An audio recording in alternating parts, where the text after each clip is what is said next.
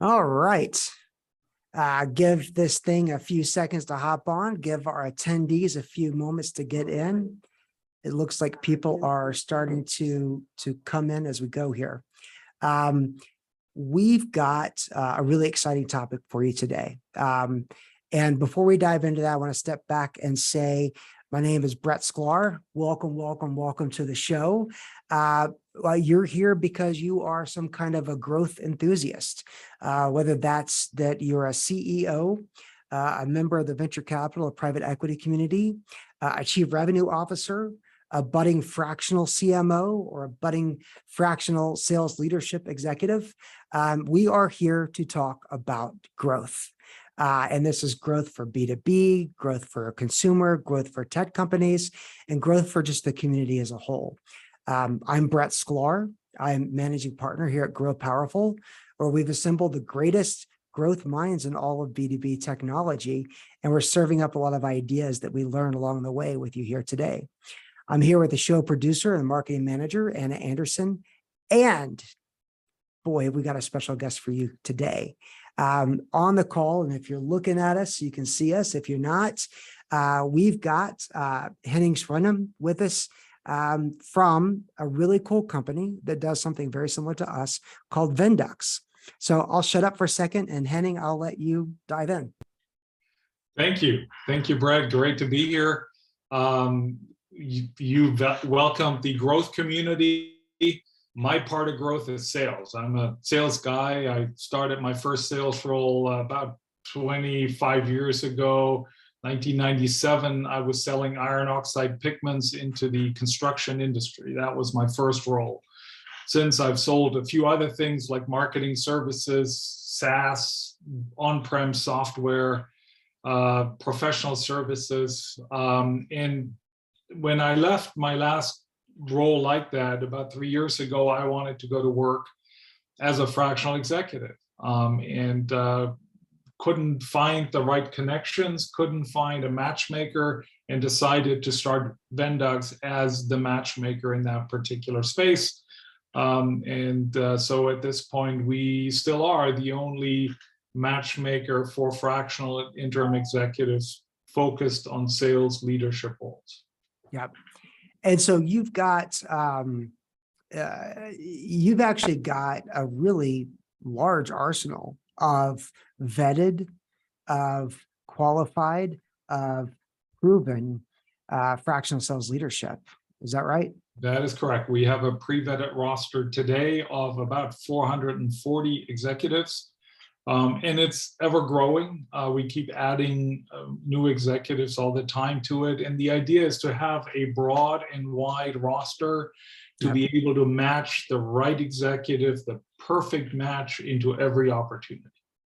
Got it. And I think that's I think, we've spent a little bit of time talking because we're obviously in parallel universes and complementary universes. And one of the things that I've been incredibly impressed by is not just the roster of talent that you have, but an incredibly sophisticated process of matching, and that's where you talk about the matchmaking of matching using, more science than I would have thought. And so talk to us a little bit about what that process is. And I know it's your secret sauce, so I know you can't give away too much. But it is something that you do really well. So I'd love to share with the audience about that. Well, we take pride in it. If it works well, is for clients to decide, right? Their success is our success. But we believe that the success of an assignment lies in the perfect matching. And so we need to be able to find someone, not a VP of sales only based on their location or their past industry vertical, but on a few other criteria like deal sizes that they've dealt with, length of sales cycle, decision makers on the other end. So all the specifics of the sales process need to be a match, because we want to bring somebody in that can truly claim, I've been there, I've done this before, and that's why I'm the right executive for you. And when we have an opportunity like that with 10 of those detailed criteria, We can't flip through 440 file folders, but we have software and built software that does the matching for us. And that's the secret sauce, is the software itself, because we took something off the shelf first, it didn't work for us, and hence we built our own. Got it. Well, good. And I think your results speak for themselves as far as that working out. So let's dive into the topic today. And it's kind of, the goal today is to look at the fractional CMO model and look at the fractional sales leadership model and do a little compare and contrast. In my world of B2B technology, where I spend a lot of my time, there's always this natural friction, or has been in the past, of marketing and sales. And I think we've begun to evolve past that, and especially for reasons with the fractional leadership. But one of the things keeps coming up. I did a short blog post, introducing this conversation. And one of the questions I asked is, and let me back up a little bit. The fractional leadership model has been growing for years. It's been incredibly successful with a virtual or fractional CFO services. It's been really successful in the HR realm, and it's been quite successful in the operations world. The newer growth areas of fractional leadership are where you and I are in the captain's chairs, and that's fractional sales leadership and fractional marketing leadership. And so what I'd love to have you talk about, Henning, is, and obviously you've got a biased answer, and I have a biased answer too, but why is our aspect of this fractional leadership growing so quickly? And what is it that's made CEOs realize that the front end of the business, the growth side of the business, can handle and can embrace fractional leadership? Well, I think the fundamentals are very similar to any other fractional executive function. It's the question of how much of that particular skill set do you need to be successful. You engage as a business having 50 people or 100 people, you don't need a full-time CFO. You don't have enough financial work and financial analysis for someone to do to justify that.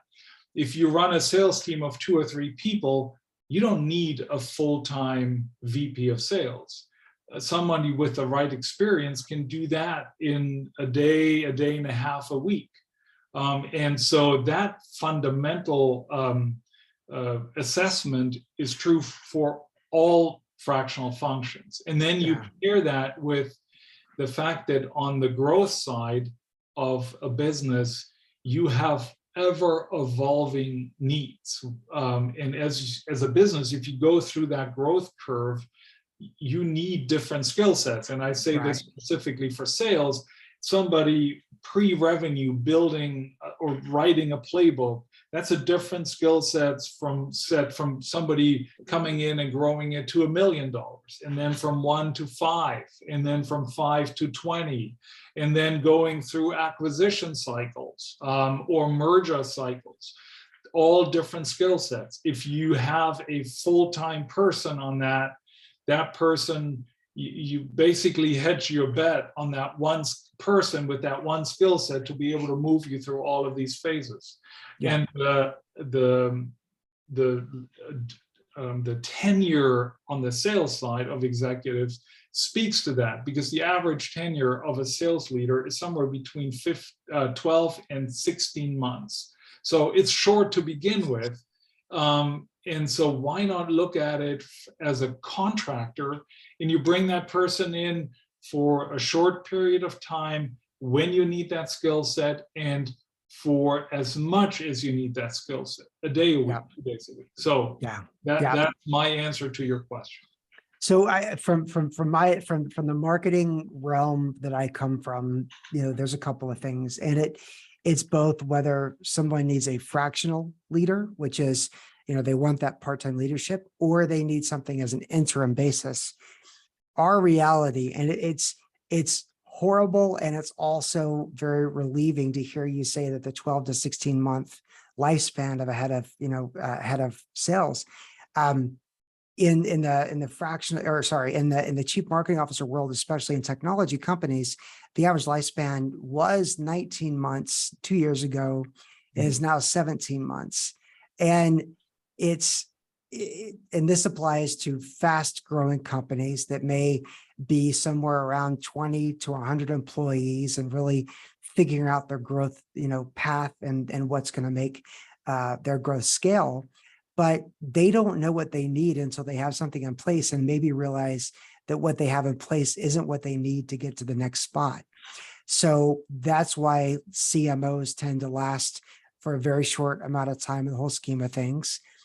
Sounds like sales leadership, same thing. People, aren't quite exactly what the company needed because the company is evolving and needs something to embrace an evolution, which is fractional sales leadership, which is fractional marketing leadership, which is people who have been, and I think you and I both have the same mindset that our bench strength, our pool of talent has to have been battle tested. They have to have some wins. They also have to have the battle scars. They also have to have, the ability to show that things might not have gone the way that people originally intended, but could adapt, or pivot, in a certain way.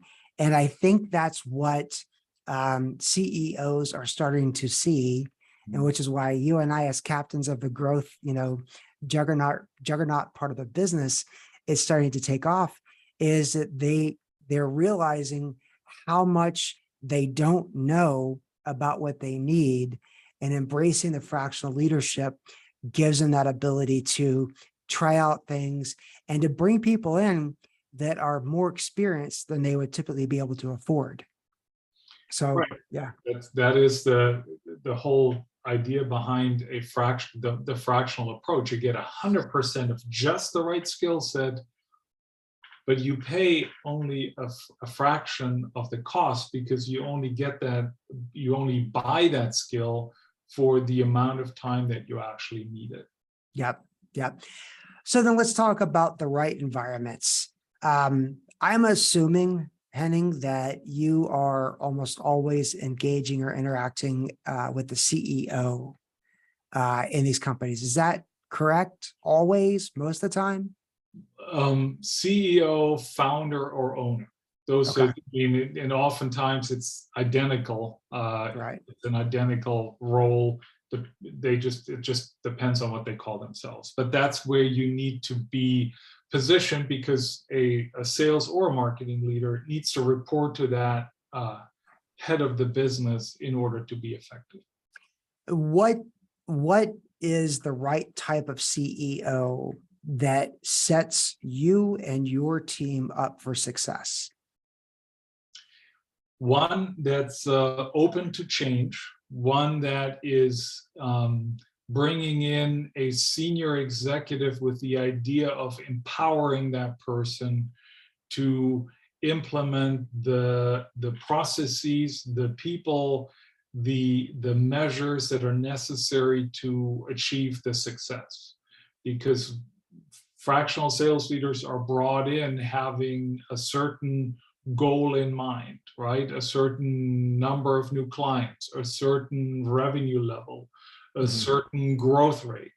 And in order to accomplish that, as a CEO, as a founder, as an owner, there is no room for micromanagement. There is no room for being hesitant to give the reins to someone who clearly comes in with the experience of having done this before. Yep. And I think we see very similar, someone willing to embrace experimentation, testing things and trying things, someone who is more focused on the outcome and the results than the internal, battles or positioning or things to that effect. It's interesting. We just signed a client the other day, and the lead came to us through a fractional CTO firm that we, are have a lot of respect for, and they have a lot of respect for us. And the CEO said, I really embrace this fractional stuff, this interim stuff, because I can get people that are way more senior, and I might not be able to get them full time, but what does full time mean these days anyway? And so, and I love the fact that he's got a fractional CTO, he's got a fractional CMO. In the next couple of months, he's going to be looking for fractional sales leadership. So Henning, don't worry, I know where to put him. Fractional HR and fractional finance. And to him, he said, I don't want anything to get in my way. And a lot of the employment stuff can get in my way.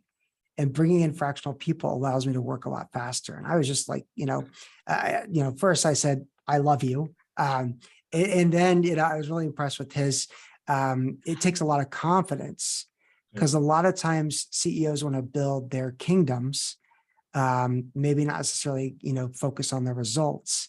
And in this case, he really wanted to focus on the results. So I thought it was an amazing model. When I started Vendux 3 years ago, that was in the month before COVID started. There were, networking events, and I attended one where they had a panel discussion of serial entrepreneurs. And one of them right up there said, if you start a business, be the CEO, and for everything else, there's fractional. Yeah. I love that statement, because it really exemplifies what you just talked about in the example that you came across. And it's definitely true that once CEOs or founders have had a great experience with one fractional, they're way more open to embrace the others. And that's where I see the growth potential for every one fractional, whether they are solopreneurs or firms like ours. It's the fact that there's still a lot of CEOs, owners, founders out there who've yet to embrace the fractional model. And if we can convince them, that is the growth potential for the fractional movement. I 100% agree. So we've got some questions coming in. We've got some good questions coming in. I want to remind you, if you've got questions, please ask them while we're live, or we can obviously cover it in the discussions or the comments if this is a not live recorded session. And one of the questions is around compensation and what does it look like? And I know we're going to get to that, Henning. So I appreciate the question, and I want others to bring us some questions as well. But one of the things we're sort of leading to is the idea of career ambitions. And you can look at it from two ways. One is career ambitions of a full-time person, is sort of what their goal is. And then for the fractional leadership, career ambitions are very different, or they're at a certain point of their career. So Henning, from your perspective, how does the idea of career ambitions play in the world of fractional leadership? Well, it doesn't exist in the world of fractional leadership. And when we think about the sort of the inherent age-old conflict between sales and marketing, you have two leaders of functional groups in a company that both compete for the leadership role in revenue, in growth development, right? They the new terminology, chief revenue officer or chief growth officer, which didn't exist 20 years ago, but now it does. So sales and marketing compete for that. And in a traditional setting, it is literally internal competition. Those ambitions get in the way of making good business decisions, because you have your personal gain or your personal potential in mind first and foremost. And in the fractional world, that entirely disappears, because you're not competing. The fractional CMO is not competing with the fractional sales leader for anything. So they're really positioned to make the best decisions for the business itself. Yeah. And I think that there's You know, and I've seen this myself. I sold a B2B marketing agency, went to go work as a chief marketing officer full-time for a company. And I thought that all of the pissing matches were a thing of the past, that we've all evolved. Boy, was I wrong. There was a lot of like attempt of, throwing under the bus. There was a lot of attempts of trying to prove or do a lot of chest beating. And I was, so wrong. And that's one of the big reasons why myself and a couple of partners started Grow, was because the fractional leadership gets rid of the idea of ladder climbers. It gets rid of the idea of competition. One of the ways that I'm really embracing this is there's a lot of companies that are embracing the chief revenue officer title as a full-time. And they no longer feel the need to have a full-time chief marketing officer when there's a chief revenue officer. And that's good. That's fine. That's actually great for Grow, because we're a fractional chief marketing officer service. So we can market to the full-time CROs and say, we can be your CMO that really is your secret sauce, but you, CRO, get all the credit. And so it's playing really well. We're getting a lot of response to the outbound activities we're doing for that. And CROs seem to be eating it up. But yeah, we're seeing that, it goes back to the CEO of the company who's embracing all fractional leadership. He gets none of the BS. I shouldn't say that because my initials are BS, but he gets none of the crap.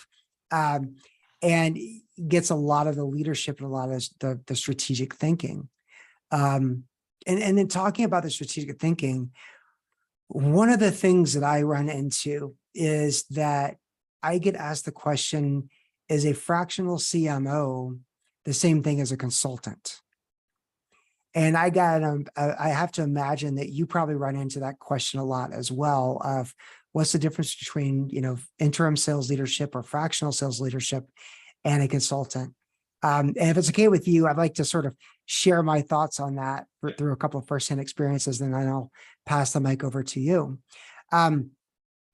We just started another engagement where we are the 6th marketing organization to come in to try to help out. And the biggest problem is that a lot of companies want to start with the strategy, which is right, which is good. Who are the personas? What is your messaging? What are all these things so that people can be successful? But at the same token, sometimes a company that's been around for a couple of years kind of already knows what needs to be done. They just need somebody to be well organized, and the leadership needs to help prioritize just to start, knocking down small wins. And I think that's one of the big differences is, as a fractional CMO, especially for companies that are, 20 to 100 or 20 to 200 employees, sometimes you just have to go in there and start tackling, problems that aren't big problems to solve, the little problems that can get things out of the way and have some little wins. Versus a consultant who wants to come in with a big, more big strategic idea. So Henning, from your perspective, do you hear the consultant versus fractional leadership conversation? And what's your take on it? Well, we definitely hear it. And actually, I bring it up proactively in clarifying what is a fractional executive, especially talking to someone who might not have had the exposure before. And I always say, a consultant is someone that comes in, tells you what's wrong, and leaves. And the fractional executive comes in, tells you what's wrong, and then fixes it, because their role is different. And to your story of coming in as the 6th marketing organization and encountering a client that is tired of always going back to square one with a new consultant doing first the whole strategy and strategy development phase. It's one of those things that we try to uncover in our scoping conversations with the client, where we're trying to understand what is there, what do they have in place. And from sort of, we go through all the elements that are typically part of a sales playbook and try to find out, is your ICP identified? Are your target personas identified? Do you have messaging set up for each of the personas? Do you have a lead source? Do you have a lead qualification process? And all of these things that are in a sales playbook. And because, if there is a fully written, documented, proven out playbook, we don't need to reinvent the wheel. We can use that. We can also build a playbook with one of our executives that incorporates existing components and just fills the blanks and turns it into a full-blown playbook. Yeah. Or we bring somebody in because there's nothing in place. Everything is only in the head of the founder when it comes to messaging or his process or his lead source. And someone has to structure that, test it against the realities of a sales organization, not a founder being the seller, and write the playbook. So the scoping tells us what is there and what is it that the executive needs to do between strategic thinking and then more tactical execution. Yeah.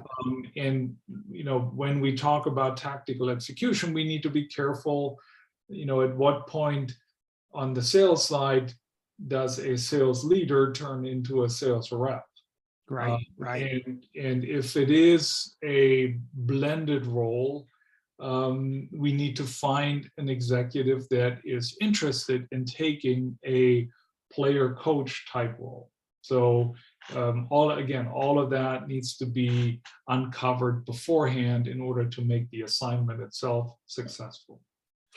So we've actually got a couple of questions coming in, and they're great questions actually, which I don't know why I act surprised. We've got great listeners.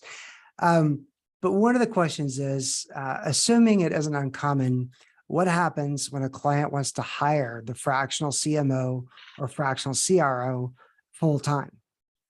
So I've got a perspective, but I'd love.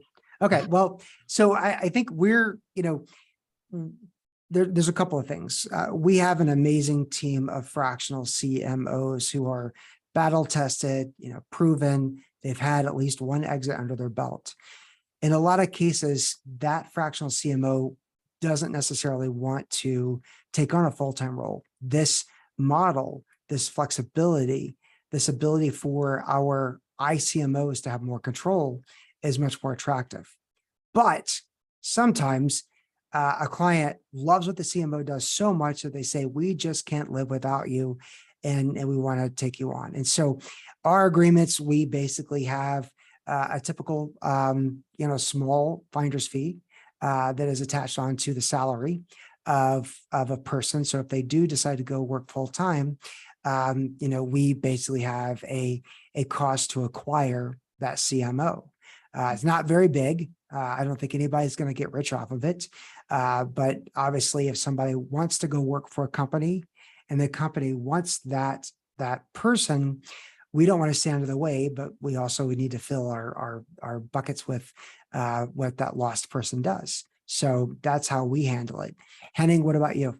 Well, contractually, we do the same thing. There's a finder's fee, or we call it conversion fee, if a fractional becomes a full-time employee. And it happens. There are, for us right now, it's about 20% of the cases where a fractional at some point converts to full-time. I've heard from other statistics, numbers as high as 40%. So the try before you buy model is out there. It has to be a fit for both sides. As you said, the executives are sometimes just not in the market for a full-time employment. They enjoy the variety, they enjoy the change, they enjoy new challenges. It has to be a fit from both sides.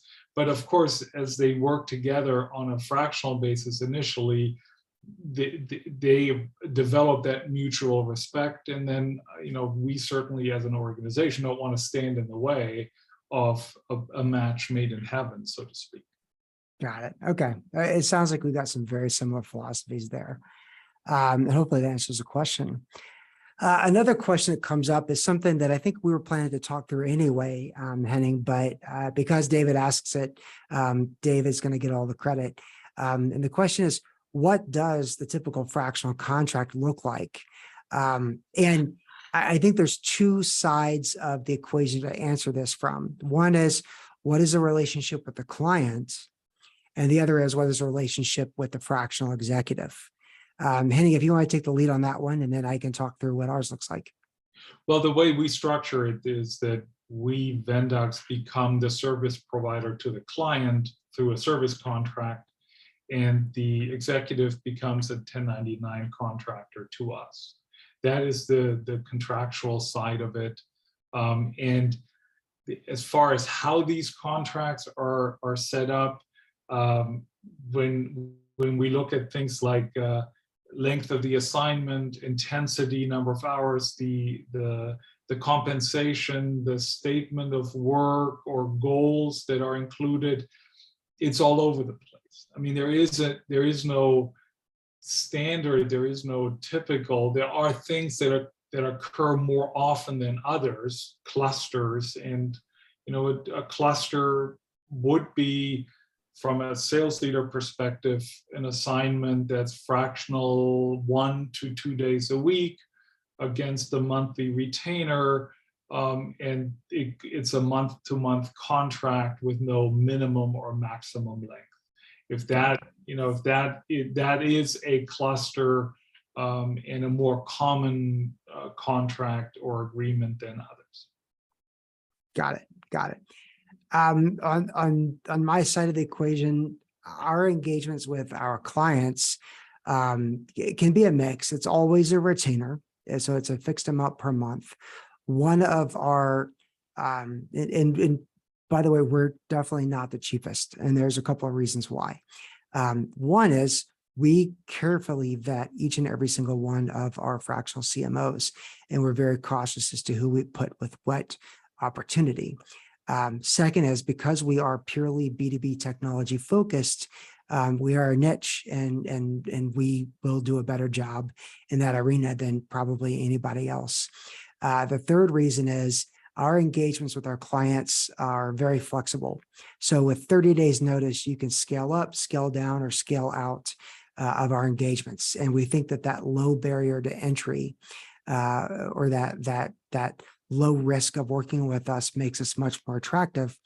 And in turn, our average lifespan with a client is right now it's going on about 10.5 months, which is longer than I thought it was going to be. I thought it was going to be closer to 6 to 9 months. Now, let me talk about my favorite part of it, which is the fractional chief marketing officers, because as we all know, if you haven't heard me say it before, a million times before, is my vision is to assemble the greatest growth minds in all of B2B technology. And so there's a couple of things. First of all, the fractional CMOs that work with us that we call ICMOs, they get a higher percentage than anybody else that's out there that's doing fractional CMO work. And we just believe that the gift that we bring is with the fractional CMOs. We also offer finder's fees. We also offer closing fees if you help close. So we have a lot of different options for people to make great money. And because we're able to dictate a premium from our niche, that means that our fractional CMOs can make a lot more money. As of right now, every one of our ICMOs is a 1099. They want the flexibility. Our ICMOs want the flexibility. I like the flexibility. It may change at some point in time. We're just under 2 years into Grow, and we're about 9 months into this model of having a great team. But for right now, people come to us because they want that flexibility of being a 1099. So hopefully that, David, that answers your question from both angles. I think it was a great question, and I'm glad you asked it.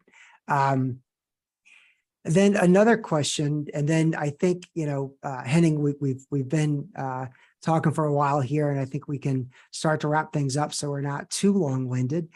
But the next question is about the hours per week, or per month. What's the average fractional sales role look like? And how many companies does a fractional sales leader manage at once? So they're specifically asking about fractional sales. So I'd like you to take the lead on that, and then I can talk about it from a fractional CMO's perspective. Yeah. Sort of as before, there is no typical, but there are these clusters, and the more common type of assignment, as I said before, is 8 to 16 hours a week. And from an executive point of view, most fractional executives layer between 2 and 5 assignments on top of each other. And it's driven by, if you have a couple that are maybe just 4 hours a week or an hour a week of coaching, then you need a few more on top of each other. If you have a 50% assignment, or maybe even a higher percentage, then that limits your ability, and maybe 2 assignments is all that you can handle at any given point in time. And the challenge and the excitement of it is the diversity of assignments that you have, and the fact that you go from one to the other, and they each have their unique challenges, their unique environments.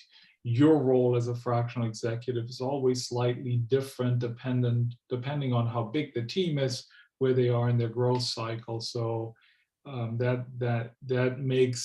the spice of life. So I think most fractional executives like to have that mix, and like to have this variety of assignments.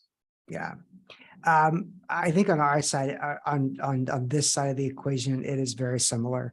We have, and while things vary, we start out with 3 different levels of engagement with our clients. One is for approximately 6 hours a week. We call that guide. Then the one for 12 hours per week is more operational. We call that grow. And then the 18 hours per week, which is much more hands-on and probably leading a team, we call it 18 hours a week. We call that grow powerful. So we have guide, grow, and grow powerful as our starter levels. Having said that, there have been a few companies where we've had to bring in an entire marketing team, and the fractional CMO is, spending 15, 18 hours a week, while there's a tactical team behind them that might be spending 50, 70, or even 100 hours per week when we have a pretty large team in place. So that's kind of what our side of the equation looks like. So Henning, I think we're kind of running out of time here. I think we've shared a lot of great high-level ideas. I can't thank you enough for being a part of this. We had a great attendance as far as people showing up for this live. If you're listening to this later, thank you as well for that. I am Brett Schklar. I am at growpowerful.io is my website. We've got tons of shows. We've got tons of blogs. We've got tons of podcasts for you there. Henning is at Vendux, vendux.org. .org. And same, lots of great, and if you're not subscribing to Henning's newsletter, he's got great ideas that come every couple of weeks. He also does some shows. He also does a lot of stuff. And so that's the way to reach the both of us. Just a friendly reminder, subscribe to us on your favorite podcast tool. Like us if you don't mind. We also are spending a lot of our time getting into the newsletter on LinkedIn. That's giving us a lot of great results. And then if you like to look at us, then we're also on YouTube. So with that, thanks for being a part of this. And we can't wait to see you grow.